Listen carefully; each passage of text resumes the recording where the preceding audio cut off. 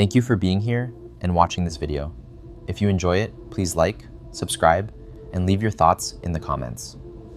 I want this channel to be more than just a collection of videos. I want it to be a community where we explore fascinating ideas, discuss them openly, learn from one another, and grow together. So don't stay silent, join the conversation. Honest feedback, consciousness, and the art of saying something true without destroying what matters. The modern world is so saturated with reviews, ratings, and recommendations that it has become genuinely difficult to know whether any of them reflect reality at all. 5-star ratings have become so ubiquitous and so structurally encouraged by platforms that nudge users toward positive responses, by the social awkwardness of leaving criticism for someone you briefly encountered, by the general cultural preference for frictionless positivity, that they have largely lost their informational content. If everything is 5 stars, nothing is. A restaurant with thousands of glowing reviews might be genuinely excellent, or it might have mastered the algorithm of review solicitation, or it might attract the kind of volume that makes a critical assessment pointless anyway. Some people, and I count myself among them, have reached the point where an excess of uniformly positive reviews functions as a warning rather than a recommendation. If it is that crowded and that celebrated, the experience of actually being there may have very little in common with the experience being described. The inflation of positive reviews online reflects something real about how people relate to evaluation in general. Giving 5 stars to a taxi driver who was competent and pleasant costs nothing and requires no thought. Adding a point to a delivery rating because the person was friendly feels like the generous thing to do and produces no awkward consequences. The transaction is complete, the relationship is over, and the feedback is anonymous in all the ways that matter. The conditions for honest evaluation are almost perfectly arranged. No ongoing relationship, no risk of having to defend the assessment, no possibility of seeing the person's face when they read it. Real-life feedback, the kind that happens inside actual relationships between people who will continue to know each other after the conversation, operates under almost exactly opposite conditions. When a friend shows you their new project and asks what you think, every element of the evaluation is complicated by the relationship. You know this person. You care about what they feel. You have history with them. You can already imagine, sometimes with uncomfortable precision, how certain responses will land. And so most people, faced with this situation, perform a rapid and largely unconscious calculation. What can I say that is true enough to not feel dishonest, positive enough to not cause damage, and vague enough to not commit me to a position I might have to defend? The result is feedback that is technically honest and practically useless.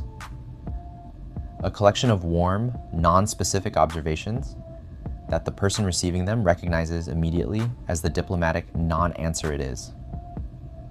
The communication researcher Deborah Tannen has written extensively about the gap between what people say and what people hear, about the way that the same words, delivered in the same tone, can produce radically different responses depending on the relationship context, the emotional state of the listener, the history between the speakers, and the dozens of microsignals that accompany any piece of communication. This gap is most consequential in high-stakes feedback situations, where the listener is already emotionally invested in the outcome, and therefore particularly primed to hear the message through a filter of their own hopes and anxieties. You can say one thing, and the person will hear something completely different. Not because they are not listening carefully, but because they are listening through a framework shaped by everything they already feel about the thing being evaluated. The person who shows you their manuscript and asks if it is good is not simply requesting information. They are asking you to participate in a conversation about their competence, their judgment, their identity as someone who creates things. The feedback lands in that context whether you intended it to or not. This is why the first principle of giving genuinely useful feedback is perhaps the most important and the most frequently violated. Never give feedback unless it has been explicitly requested. Unsolicited opinions, however accurate, however well-intentioned, are almost never received as helpful. They are received as judgment, as the other person appointing themselves evaluator of something that was not placed before them for evaluation. The friend who spontaneously offers criticism of your haircut, your relationship, your business idea, or your parenting is not experienced as helpful, even when what they say is correct. They are experienced as having crossed a boundary, as having assumed a role in your life that you did not offer them. The same observation, offered in response to a direct question, lands in an entirely different way, because the person asking has already created the space. The second principle addresses tone, which is more consequential than most people realize, and considerably more complicated than the simple advice to be kind suggests. A lighter delivery does reduce tension, not because lightness is dishonest, but because the emotional register in which something is said shapes how it is heard at a level prior to the content. A comment delivered in a heavy, serious, furrowed brow tone activates a threat response in the listener that makes genuine reception much harder. The person becomes defensive before the specific content of the feedback has even fully registered, because the tone has already signaled that something is wrong, that a verdict is being delivered, that they are on some kind of trial. The same observation delivered with genuine warmth and a lighter touch, not mockery, not dismissiveness, but the ease that comes from not treating the interaction as a judicial proceeding, travels through the listener's defenses rather than bouncing off them. The psychologist John Gottman, whose research on relationships has produced some of the most practically useful findings in the field, identified what he called the magic ratio in the context of intimate relationships. Roughly 5 positive interactions for every negative one as the condition for relational health. The ratio is not a formula to be mechanically applied, and Gottman himself has clarified that it describes a general pattern rather than a prescription. But the underlying principle is relevant beyond romantic relationships and beyond the specific numbers.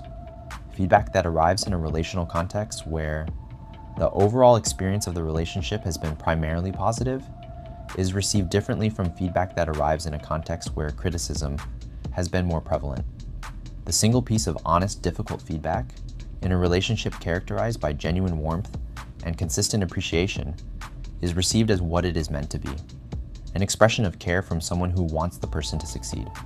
The same feedback, in a relationship where negative responses have been more frequent, is received as confirmation of an established pattern, as the next instance of something that has happened before. This connects to the most important principle of all, the one that underlies everything else. Good relationships matter more than any individual job or project. That statement sounds obvious. It is not, in practice, easy to internalize, because the immediate pressure of the feedback situation, the desire to be accurate, the discomfort of saying something difficult, the competing impulse to simply say what the person wants to hear, tends to crowd out the longer view, but the longer view is the one that actually matters. The person whose feedback has damaged or ended a friendship has not served honesty. They have failed to understand what honesty is actually in service of. Genuine honesty, the kind that is worth being committed to, is not accuracy for its own sake. It is accuracy in service of the well-being of the person receiving it and the relationship within which it is offered. Kim Scott, in her book Radical Candor, describes the kind of feedback that actually works as simultaneously caring personally and challenging directly. Not one or the other, but both simultaneously. The caring without the challenge produces what she calls ruinous empathy, the feedback that is so softened and so qualified in the name of protecting feelings that it fails to convey the actual assessment and therefore fails to help. The challenge without the caring produces what she calls obnoxious aggression, technically accurate, relationally destructive, delivered in a way that makes the content impossible to receive productively. Only the combination, the feedback that is genuinely honest because it genuinely cares, that is hard to hear because it is worth hearing, that challenges because it respects the person's capacity to grow, actually accomplishes what feedback is supposed to accomplish. Honesty combined with a genuine intention to help, rather than to harm, almost always works better than perfectly correct feedback delivered without that intention. The distinction between these two is not primarily about the words used. It is about what is actually present in the person giving the feedback. What motivates it, what they are hoping for the person who receives it, whether they are genuinely invested in the other person's success, or primarily invested in their own sense of being someone who tells the truth. People are remarkably sensitive to this distinction, even when they cannot articulate it. They feel whether the difficult thing being said comes from a place of care or from a place of critical judgment, and they respond accordingly, opening or closing in ways that determine whether the feedback can actually be used. Thank you for watching all the way through. I really appreciate you being here. Let me know what you think about the ideas in this video, and feel free to share your own perspective or advice in the comments. I genuinely like to read it.